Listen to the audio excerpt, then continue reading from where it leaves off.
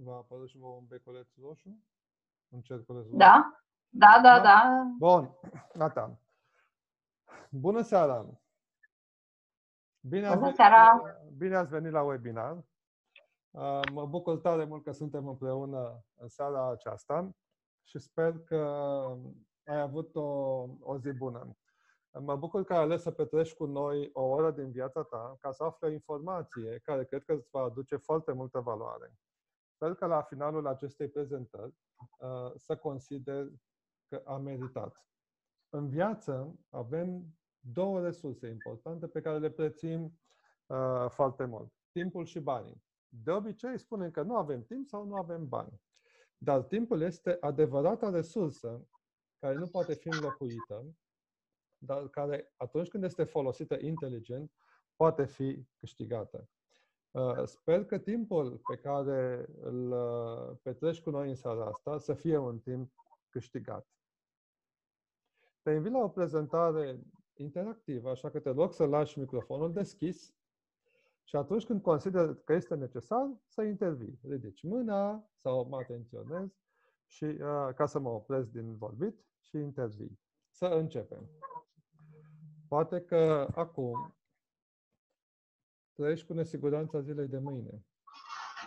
Sau poate că te afectează emoțional sau economic restricții luate de autorități. Poate că te simți stresat și faci față cu greu nevoilor zilnice. Sau poate că nu mai vrei să depinzi de șefi sau de clienții tăi ca să poți să pleci în concediu cu familia când dorești tu, ori îți dorești o viață liniștită și nu știi cum să o ai. Poate că aceste probleme te marchează în fiecare zi și te simți trist și simți anxietate.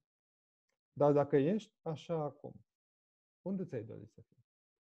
Imaginează-ți că pandemia a luat sfârșit și că te poți bucura în sfârșit de libertatea de a merge unde vrei tu. Imaginează-ți că viața este așa cum ți-ai dorit-o dintotdeauna. Imaginează-ți că ai un salariu mare, de 3 ori mai mare, de 5 ori mai mare și poți să-ți cumperi orice vrei tu și nu-ți mai faci griji din cauza banilor niciodată. Imaginează-ți că lucrezi fără șef și că nu depinzi de nimeni, îți alegi colaboratorii, îți alegi clienții și faci ceea ce îți place ție și ți-ai dorit dintotdeauna. Imaginează-ți că acum ai hotărât să pleci în concediu 20 de zile și tot ce ai de făcut este să-ți cauți hotelul preferat, să-ți faci bagajul, să-ți iei cardul și să pleci cu familia în concediu. Imaginează-ți lucrurile astea. Dar dacă ești trist și apăsat, ești aici, unde grijile te cuprind, dar vrei să fii acolo unde viața este așa cum ți-ai dorit-o dintotdeauna, ești de acord cu mine că ai nevoie de o nouă strategie? Uite, chiar te rog să-mi spui dacă ești de acord cu mine. Deschideți microfoanele și spuneți-mi dacă într-adevăr vreți să vă schimbați viața și aveți nevoie de o altfel de viață. Da. Sau sunteți mulțumiți cu viața pe care o aveți? Nu. Nu. Este clar că trebuie să faceți lucrurile altfel. Sunteți de acord cu lucrul ăsta? Da. Mariana? Mariana, Da. tu ești cu noi? Da. Super. Da. Mulțumesc tare mult pentru interactivitate. Mergem mai departe. 92% dintre oameni nu își ating țelurile niciodată în viață, pur și simplu pentru că nu le au. Cine spune asta? Cei de la Universitatea Scranton care au făcut un studiu pe tema asta. Cât de mult ți-ar plăcea să știi o strategie care te duce în cei 8% care obțin în viață tot ce își doresc? Foarte mult. Mă bucur. Am căutat strategia asta și în cele din urmă am găsit-o. Numele meu este Florin Drăgoi. Sunt preot de mai bine de 20 de ani și mi-a plăcut întotdeauna libertatea de a face ceea ce îmi doresc. de fapt pun foarte mare preț pe libertatea mea. Pornisem în activitate cu capul plin de visuri, dar ceva nu a mers așa cum am plănuit de la bun început. La 36 de ani, în anul 2013, eram plin de datorii. Copiii crescuseră, Teodor, băiatul meu, avea 11 ani și Ioana, fata mea, avea 9 ani. Apropo, astăzi este ziua Ioanei, face 19 ani. La mulți ani! Mulțumesc, Să mulțumesc! sănătoasă, fericită și tu să te bucuri maxim de ea. Acum pot să mă vă bucurați de ea. Mulțumesc! În curând, cheltuielile cu educația lor începeau să crească, trebuiau să meargă la liceu și la facultate și tot ce făceam eu era doar să mă împrumut permanent. Nu aveam o soluție și dacă ar fi plecat atunci, în 2013, la facultate, nu știu ce aș fi făcut.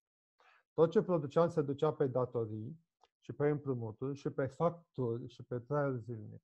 Rar plecam în vacanțe și de fiecare dată trebuia să apelez la CR-uri sau la bănci pentru asta. Am ajuns așa de stresat încât în anul 2014 am clacat și am ajuns la spital și am hotărât că nu mai pot continua așa. Aveam nevoie de o soluție, de a produce mai mulți bani, credeam că asta este problema mea și am început să o caut.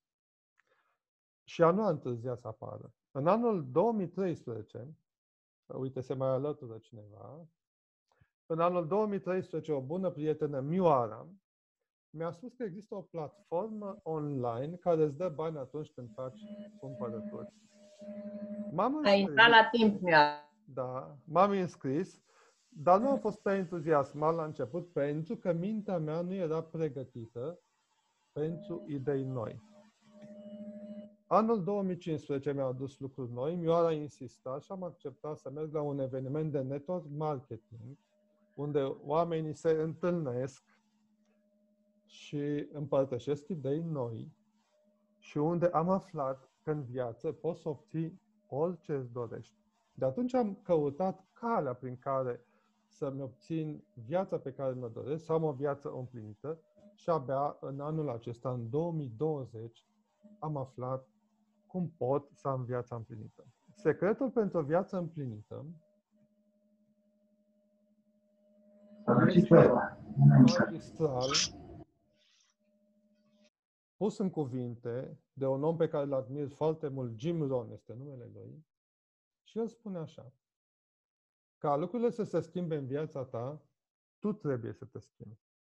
Tu ești cheia majoră pentru viitorul tău mai bun. Am reținut aceste două fraze și să știți că, într-adevăr, am hotărât să-mi schimb viața. Nu este chiar simplu, dar am început să merg pe această cale. Dacă nu vei face lucrurile la fel, viața ta va arăta ca până acum și viața ta nu se va schimba cu nimic, pentru că este o nebunie să vrei să schimbi viața făcând zilnic lucrurile pe care le făceai. Dacă schimbi filozofia și faci lucrurile altfel, viața ta va arăta altfel. Am început să studiez modul în care eu mă pot schimba ca să am o viață de succes, o viață împlinită, o viață exact așa cum mi-o doresc. Și schimbarea asta, să știți că m-a dus către cei 8% pentru care nimic nu este imposibil. O să te rog să-mi spui care sunt visurile tale pentru care merită să schimbi viața. Haideți, deschideți microfoane și spuneți-ne. Este extraordinar de plăcut să împărtășim idei. Eu am de spus, ai spus un slide mai devreme, schimbarea te duce procentul de 8%. Da. Din cei care își împlinesc visurile în viață. Deci schimbarea te duce procentul de 8%. Nu sună bine. În procentul de 8%. Bine, o să corectăm. În procentul, ok. Dar se vede numai, atâta se vede. Schimbarea te duce procentul. Da, nu-l are pe N, îl va corecta. Îl corectăm. Ok. Deci, mulțumesc. Nu ne mai ispiti cuvintele. Deci, care sunt visurile voastre? Nu avem visuri. Nu aveți visuri. Da, să fim sănătoși, să ieșim la pensie sănătoase, să ne plimbăm, că am muncit o viață și atât. Ok. Cine mai vrea să spună? Perfect. Mergem mai departe. Am ajuns pe această cale către o viață nouă, datorită Mioarei și Cashback-ul, și Mioarei îi sunt foarte recunoscători pentru lucrul acesta. Așa se numește platforma Cashback-ul, platforma de care ți-am vorbit. Am realizat că nu este doar o simplă platformă de cumpărături, este un vehicul care mă duce pe mine către schimbarea vieții mele, către împlinirea visurilor mele. Îi sunt recunoscător de asemenea lui Hubert Seidel, fondatorul acestei platforme, care este și CEO-ul conceptului Cashback World, parte a grupului My World. Mioara, tu ai visuri pentru care ai vrea să schimbi viața? Ai fi dispusă? Nu m-am înscris la cuvânt. Nu te-ai înscris la cuvânt. Ok. Dar poți să o faci. Până vă hotărâți care sunt visurile voastre. Țineți minte în slide-urile anterioare că am spus că 92% din oameni nu își ating niciodată țelurile pentru că nu le au. Fă-ți un țel, scrie-l pe hârtie și să știi că viața ta se va schimba. Când ai un țel, pur și simplu ai de ce să schimbi viața. Altfel, viața ta va fi ca până acum. Și dacă ești mulțumit cu ea, e ok, e în regulă. Dacă asta este viața pe care ți-o dorești, n-ai de ce să o schimbi. Viața mea nu era așa cum mi-am dorit-o. Și de asta vreau să o schimb și de asta vorbesc despre schimbare și am visuri îndrăsnețe pentru care eu vreau să-mi schimb viața și am de ce să-mi schimb viața. Calea către succes. Haideți să spun ce am descoperit eu despre calea către succes.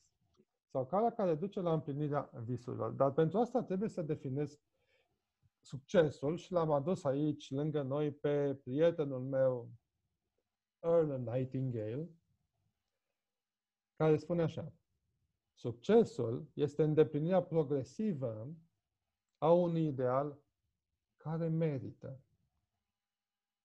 Dacă progresezi, pe calea asta înveți cum să faci lucrurile, le faci, devii un alt fel de om și obții exact ceea ce îți dorești. Este un lucru extraordinar pentru că pe calea aceasta devii altceva decât ai fost până acum. Altfel, viața ta nu se schimbă. Și repet, dacă ești mulțumit cu ea, este foarte, foarte în regulă. De obicei, oamenii caută căi rapide pentru schimbare. Vor o pastilă care să îi slăbească într-o zi, ar vrea să le dea șeful un salariu dublu, deși nu știu să facă lucrurile mai bune sau mai bine. Așa am procedat și eu.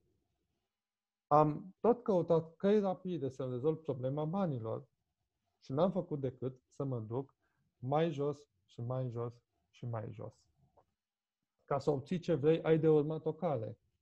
Și calea aceasta îți schimbă viața. Înveți, faci, devii, obții. Când ajungi să fii pregătit pentru succes, pentru idealul către care te îndrepți, acesta apare. Napoleon Hill, un om de succes american, un om care și-a petrecut o parte din viață studiindu-i pe cei bogați și calea prin care ei își ating obiectivele, a scris o carte care se numește Gândește și vei fi bogat. Și în cartea asta a descris 6 pași către succes. Așadar, asta e tema centrală a acestui webinar, care sunt cei 6 pași către succes. Și eu ți-am pus aici și ți arăt, pentru că pe mine mă ajută și m-au ajutat foarte mult. Pasul 1. Fixează-ți în minte scopul tău bine definit la timpul prezent. Adică ceva de genul, eu am, nu voi avea, nu îmi doresc, ci eu am casa mea cu 4 camere, cu etaj, cu mansardă, cu piscină, curte de 1000 de metri pătrați, cu ferestre galbene, cu 3 trepte, cu foișor, 100.000 de euro la Braniștea, lângă lac. Fixează-ți în minte scopul tău bine definit. La timpul prezent, eu am, pentru că mintea ta subconștientă, care îți pune viața pe pilot automat, nu știe decât de timp prezent și de lucruri măsurabile și de emoție. Pasul 2. Stabilește exact ce intenționezi să dai în schimb. Știu că trebuie să corectezi aici și o să corectez. Adică ai de plătit un preț. Ce poți să dai în schimb pentru casa ta? Studiezi cum să câștigi mai mulți bani. Studiezi modalitatea de a-i economisi. Dai timp și efort pentru scopul tău. Ai de plătit un preț. Plătește prețul. Pasul 3. Stabilește o dată clară la care intenționezi să obții ce vrei. Am casa mea lângă lac, este casă cu piscină și așa mai departe, până pe 30 ianuarie anul 2025. Stabilește o dată clară pentru că mintea ta trebuie să lucreze într-un anumit timp. Timpul este cea mai importantă resursă. Amintește de ce am spus într-un slide anterior. Pasul 4. Elaborează un plan pentru împlinirea dorinței tale, adică du-te și caută casa, caută terenul. Fă-ți proiectul casei. Fă-ți planul. Vezi câte camere are. Vezi cât are fiecare cameră. Vezi cum ce organizezi. Deci elaborează un plan pentru împlinirea dorinței și începe de îndată să pui planul în aplicare, indiferent dacă ești pregătit sau nu să o faci. Planul o să-l mai cizelezi pe parcurs.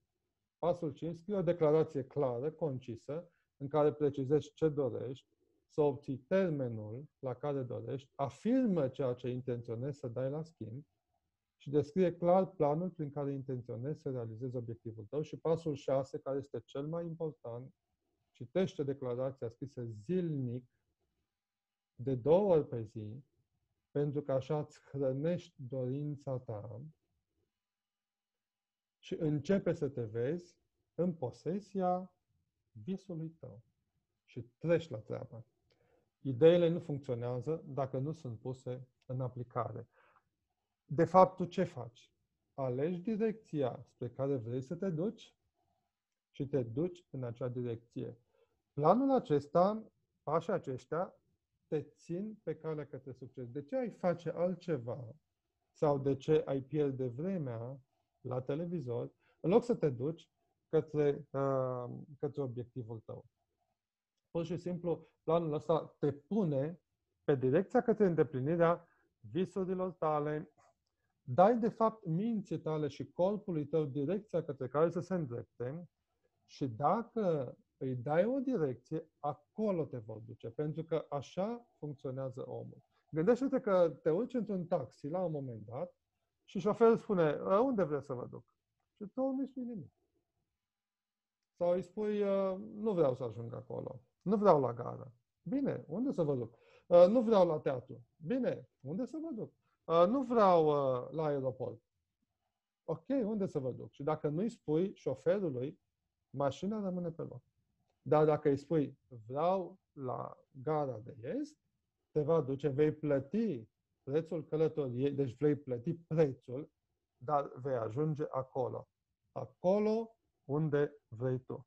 Plătește prețul și mergi către idealul tău. Fă-ți planul și mergi mai departe. Doar așa, oamenii de succes au obținut ceea ce au vrut și pun preț pe asta, ceea ce au vrut și au vrut cu adevărat, pentru că tu ești cheia majoră a succesului tău. Viața ta se schimbă numai dacă tu îți dorești. Și viața se schimbă numai dacă îți schimbi gândurile. Iar un om extraordinar a spus lucrul acesta. Devenim ceea ce gândim. Este o informație colosală. Dacă toată ziua te gândești că ai casa visurilor tale, la un moment dat o să ai. Dacă toată ziua te gândești cum să ai casa visurilor tale, vei face lucrurile în direcția aceasta și, ghiși ce? Vei avea. Foarte mulți oameni sunt de acord cu modul acesta de a gândi. De exemplu, Ralph Waldo Emerson spune că un om este ceea ce gândește întreaga zi. William James este un filozof și psiholog american care a trăit în secolul al XIX-lea. Spune, cea mai mare descoperire a generației mele este faptul că oamenii își pot modifica viața prin a-și modifica starea mentală. Și tot el a spus, doar dacă îți pasă de un rezultat atât de mult, îl vei obține cu siguranță. Dacă vrei să devii bogat, vei deveni bogat. Dacă vrei să devii înțelept, vei deveni înțelept. Dacă vrei să devii bun, vei deveni bun. Trebuie doar să-ți dorești cu adevărat acestea și doar pe ele. Nu îți dori alte 100 de lucruri incompatibile cu acestea. Și în Sfânta Scriptură spune clar, de poți crede, și credința este act simțit cu inima, dar este și un act mental, toate sunt cu putință celui care crede. Evanghelia de la Marcu, capitolul 9, versetul 23. Cu siguranță că devii ceea ce gândești. Dar nu este ușor. Și înainte de a face o pauză, pentru că am ajuns la finalul primei părți a prezentării, aș vrea să te întreb. Informația asta că poți să schimbi viața cu puterea gândului, poți în practică, îți spune ceva nou? Haideți să împărtășim lucrurile astea. Ai mai întâlnit informația asta? Este o informație simțită sau trece pe lângă tine, cum a trecut și pe lângă mine de atâtea ori?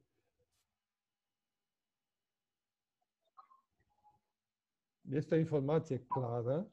Eu am mai găsit-o și în alte cărți. Am găsit-o și în cărți. Dar ce-ți spune ea, Mioara? Că tu cu mintea ta îți creezi viitorul și starea pe care... Deci ai posibilitatea să-ți alegi viața pe care o vei avea în funcție de gândurile pe care le păstrezi cât mai mult cu tine. Deci tu îmi spui că, de fapt, viața ta ține doar de tine, starea ta de acum ține doar de tine, succesul sau eșecul ține doar de tine. Perfect. Asta este și ideea. Felicitări! Zizi, cum rezonezi cu informația asta? Rezonez destul de bine. Îmi place și încerc să mă implementez cât mai mult, să și pun în practică. Deci ce avem, pentru că asta vrem acum. Ar fi o traducere corectă? Da. Da. Da. Așa că dacă vrem mai mult, trebuie doar să ne dorim. Să ne dorim mai mult. Asta e tot. Mariana, cum rezonezi cu ideea asta? Păi, sunt deja în planul 3. Mi-am închis mintea, m-am alăturat unui grup și urmează să mă premiez pentru fiecare realizare. Deci, știți ce cred eu? Sau ce am simțit eu? Am ascultat, să știți că informația asta de multe ori nu pătrunde atât de ușor. Sau la mine n-a pătruns așa de ușor. Efectiv, am înțeles că dacă eu astăzi mă simt rău, mă simt obosit și vreau să mă simt bine, nu trebuie decât să mă duc cu mintea la acest bine. Și să mă ridic din pat. Atât. Restul vine de la sine. Sunt forțe mai mari decât noi care ne sar în ajutor. Nu este ușor de perceput, pentru că de obicei suntem obișnuiți să considerăm că totul trebuie făcut cu efort, din greu, cu sudoare, cu sânge. Dar nu este așa. Pur și simplu mă gândesc la ce-i frumos și bine, mă gândesc la scopul meu, idealul meu, mă ridic din pat și mă apuc de muncă. Just do it. Doamnelor, nivelul 3 de carieră este piece of cake pentru noi. Ok? Înainte de pauză aș vrea să îți spun 3 lucruri utile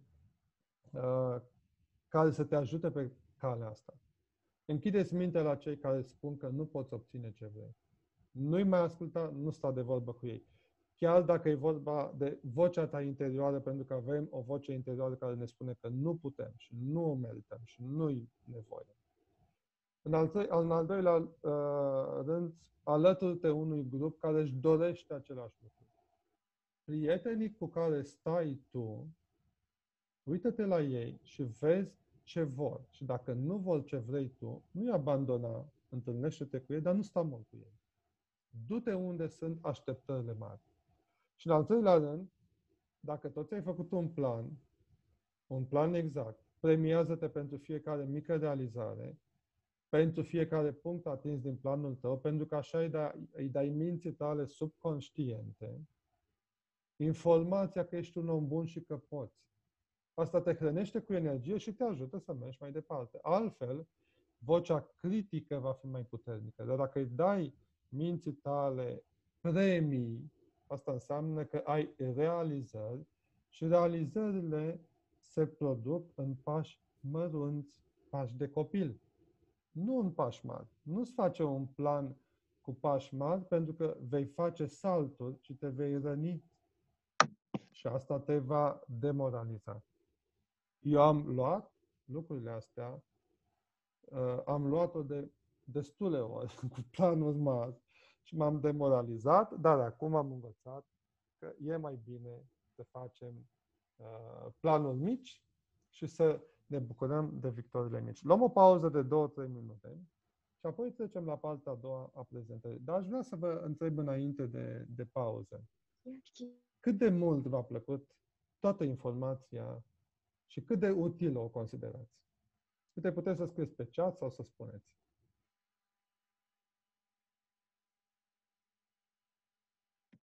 Asta e pe bune? Sau Da? pentru... Da, pentru cei din webinar.